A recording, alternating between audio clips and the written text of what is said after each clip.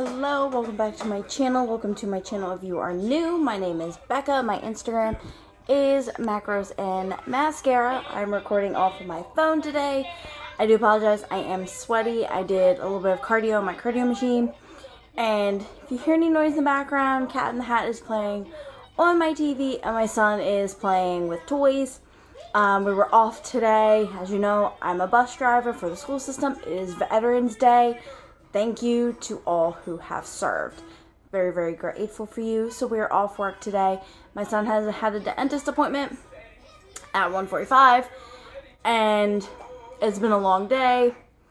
I am just drinking coffee at 4 o'clock in the afternoon. It's instant coffee. My friend gave me a sample of what she uses. It's not bad. It's not horrible.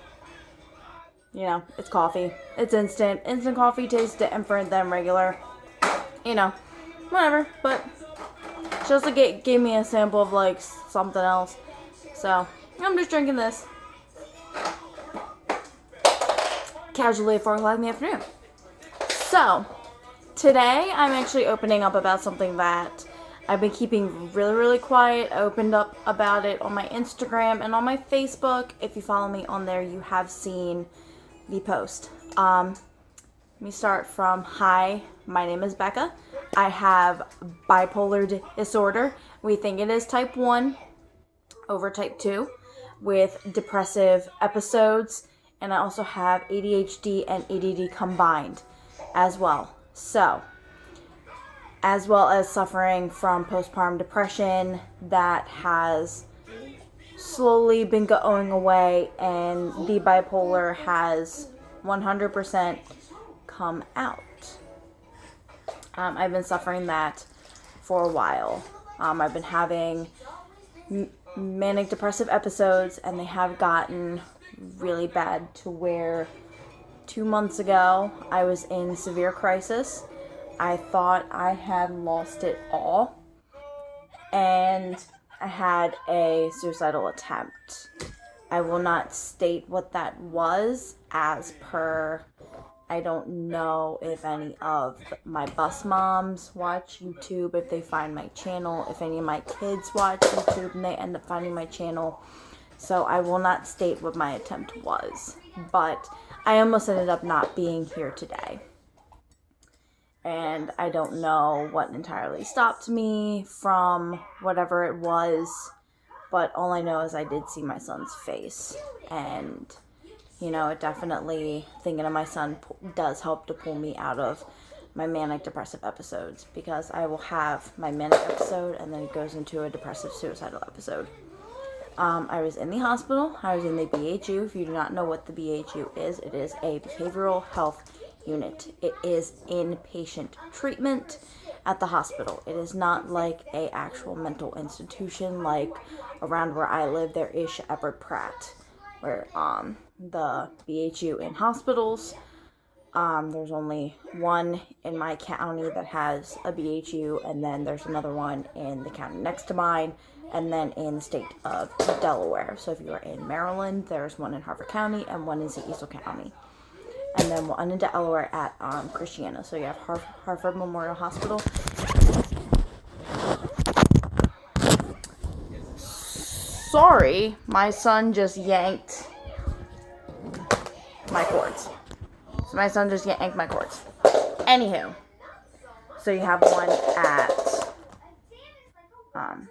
Union Hospital in Cecil County. It is a temporary thing. If you end up needing more treatment, they do send you out to an actual mental institution, but you are there for anywhere from 24 hours up to 30 days. You can be there up to a month. So, I was there for 2 nights. I went in on a Saturday. I came home on a Monday. I was off work for a couple days, you know. I got on medication. I do see a therapist. I see a therapist twice a month, so every other week. And then I see my psychiatrist, who does prescribe my medication. I am on Wellbutrin, 150 milligrams that is a antidepressant. I am looking into an actual bipolar medication and a ADHD medication as well. I do apologize. I'm trying to adjust my phone. So I am looking into that as well, in addition to my antidepressant, or switching off of my antidepressant and going on a strictly bipolar one that will treat depression as well. There's one that my friend recommended that I'm going to look into before I bring this up to my doctor. I don't see her for a couple weeks, and then so once I see her again, give my medicine a little bit more time. I've been on it for about 8 weeks. Overall, it does its job. Overall, my medication does what it is supposed to do. But there are times where it fails, I fails, we fail together, and a manic depressive episode happens. And they can either be mild or they could be not in terms of full-blown crisis, but I'll be heading down that path, and I have to pull myself out. And that's where the therapy comes in, because she is teaching me ways to cope and ways to deal and ways to also control it. And overall, I am getting better at controlling it, but this is all still very, very new to me.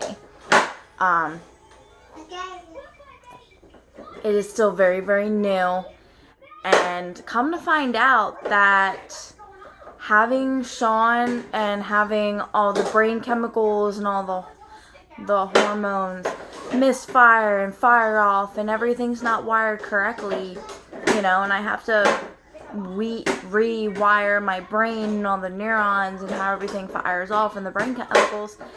Come to find out, I've had all of these my entire life, but they've always been on the mild end. The ADHD and the ADD really came out once I was 18 and I was trying to go to college.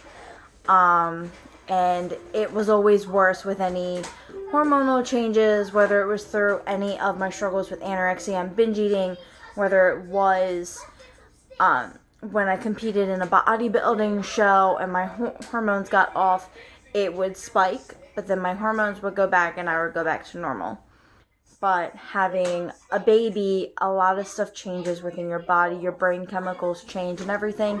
Things get out of whack and things don't always go back how it should. And my bipolar disorder fully came out. And it came out full force. And so I've been suffering from that. I've been keeping it very, very quiet because the stigma around mental illness is still a taboo thing. And when I reach out on social media, you get a mixture. You get people who are there for you, and you get people who are just saying, oh, it's because you don't love your son, or you just want attention. I don't want attention. When I cry out, I'm crying out for help because I feel like I'm a burden to society, and I want somebody to reach out to me and say, it's okay, I'm here for you. As dumb as that sounds. But the reason why I'm still here is because of my son, because of my family. I love my son more than anything. I love my family more than anything. I have a good job. I love my job. I do have a good life overall. So it's been something that I've been struggling with, and I'm just now understanding it. I'm only a couple months into this journey. Granted, I've been suffering for this for about a year since having Sean, but it really came out a couple months ago, 6-7 months ago. And then, going in inpatient, and I am in outpatient treatment. I see my doctor, I see my therapist. I will do more outpatient during the summer when I am off and I have time. But after that, I feel like that's when my journey to recovery really started. And I'm only a couple months in with medication, and it's going to take a lot of trial and error to get where I need to be and get back to being 100%, not just for me, but for my son and for my family, because my family deserves a happier me. I need to learn how to re-love myself and how to control and handle what's going on within me, and how to control my emotions and the mood swings and the highs and lows, and really be able to adapt with my environment and be able to deal with change a lot easier with the coping mechanisms, because people shouldn't have to adjust around me. People shouldn't have to walk on eggshells around me. I need to work on that. I don't want people feeling like, oh, they need to tread lightly because they don't know if I'm going to be on edge that day. No, that's not other people's responsibility. That is my responsibility. It is my responsibility to control myself and to handle myself and to say, look, I'm on edge. You don't need to tread lightly, but I'm just letting you know, and I'm going to work on, and I'm going to make sure that I don't snap or I don't do anything that will set myself off. And, I learn my triggers and I learn everything, and it's a work in progress, and I'm only 2 months into this journey now, and it's going to take a lot of time. It's going to take another medication change, maybe a third medication change. It's going to take the therapy. It's going to take me getting the dialectical behavioral workbook. It's going to take me actually remembering to journal in my journal. It's a process. It's a journey.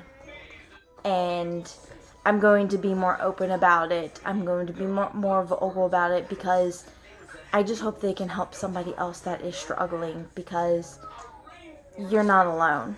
As much as you may feel like you're alone, you are not alone. There are so many other people who are struggling just like you. And I promise you, people want you here. People want me here, as much as it doesn't always feel like it. My son needs me, my family needs me, my friends need me. People need you. And reach out and ask for help. It's okay. It took me a while to admit that I needed help. And ever since then, it's been a hell of a lot easier. It's been a wild ride, and it's been a journey. But, that's all part of growing. That's all part of changing. And, that's life for you. So I will talk more about this in future videos, especially when I talk about prepartum and postpartum. And, I like doing these sit-down videos, and I will do more about mental health and my mental health and bipolar, ADHD, ADD, depression, because those are all basically things that I have. Those are things that I have. Those are things that I suffer with. So I will talk more about those, and leave me comments below if you are struggling too, if you are suffering, and what has helped you, what coping things have helped you, what have you done? Do you exercise, do you eat healthy, do you go for walks? What are your hobbies? Because we all know I exercise. We all know I like food. I have a new hobby of shooting bows. We know I like to do my nails. Things like that. Let me know in the comments below, and I will talk to you all later. Bye!